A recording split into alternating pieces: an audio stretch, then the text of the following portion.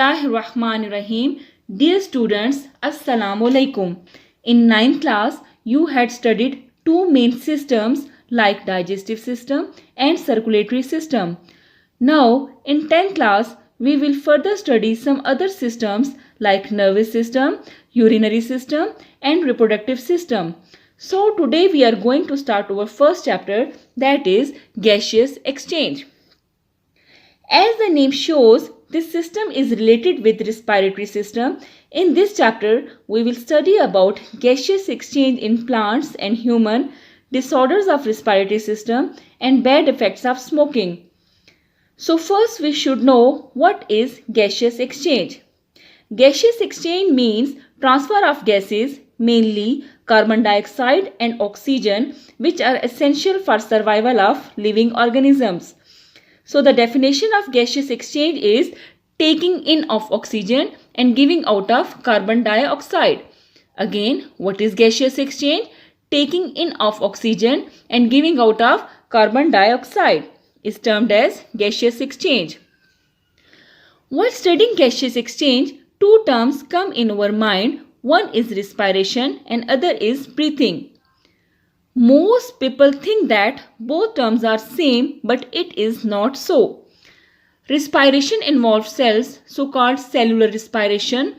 We can define it as the process in which carbon-hydrogen bonds present in food, mainly proteins, carbohydrates and lipids, are broken down by oxidation reduction reaction and energy is transformed in the form of ATP. While breathing is simply the process of taking in air to take oxygen and giving out air to get rid of carbon dioxide. Both of these processes are mechanical, means without our will, or involuntary. Although breathing can be controlled for some minutes but not for a long time. For example, swimmers can control breathing for some time. Respiration is a biochemical process, means chemical breakdown and formation occur inside living body. While breathing is a physical process, means movement of chest cavity involves. Plants and animals respire aerobically as they need high amount of energy for protein synthesis, cell division, muscular contraction. In aerobic respiration, complete oxidation of food occur, carbon dioxide and water are formed with release of high amount of energy. Now we will study about gaseous exchange in plants. Plants have no organ or organ systems for exchange of gases. Every cell of plant exchanges gases with the environment by its own. There are two main groups of plants, that is land plant and aquatic plant. Plants have three main body parts, that is root, stem and leaves. How gaseous exchange occur in these parts we will study one by one.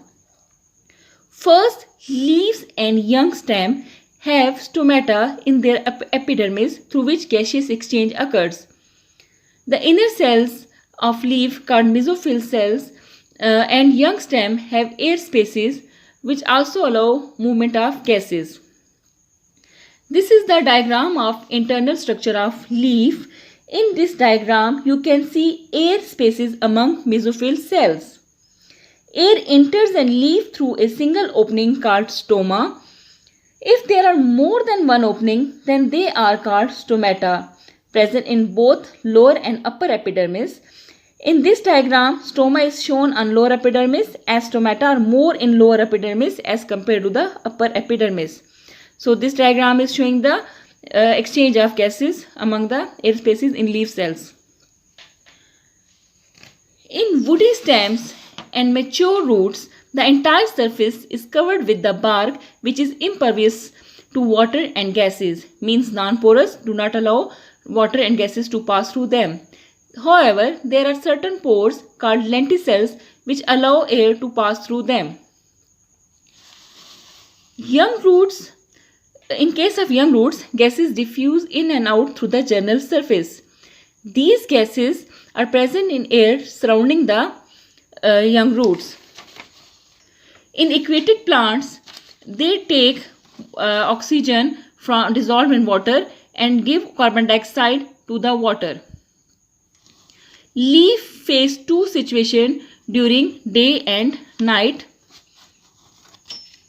During daytime, photosynthesis and respiration occur side by side, means oxygen produced during the process of photosynthesis is utilized in the process of respiration, while carbon dioxide produced during the process of respiration is utilized in the process of photosynthesis. Here the question arises that if oxygen produced during process of photosynthesis is utilized in its process of respiration, then how animals get oxygen from plants? The answer of this question is that large amount of oxygen is produced during the process of photosynthesis, which not only fulfill the requirement of plant for its respiration but also provide oxygen to the environment. During night time, only respiration occurs, so plants take oxygen from the environment and give carbon dioxide to the environment.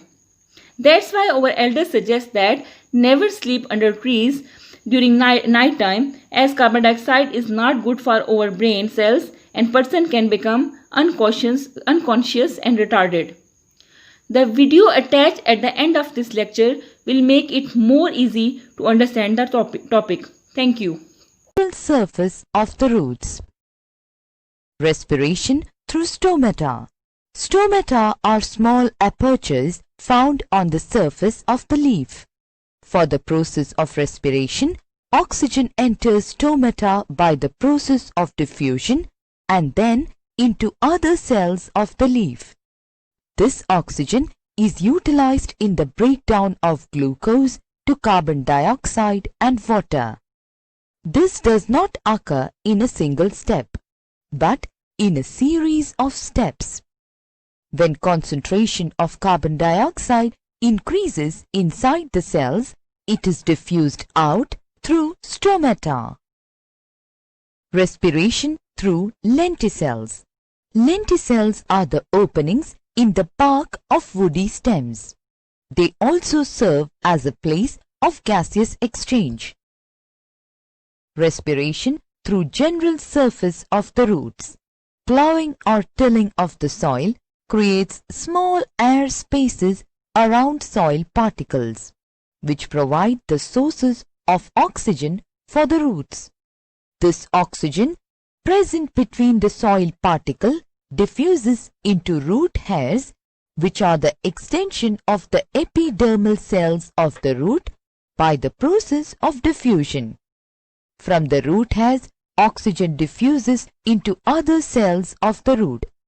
After utilization of oxygen, carbon dioxide is diffused out into the soil. In older roots, there are no root hairs present.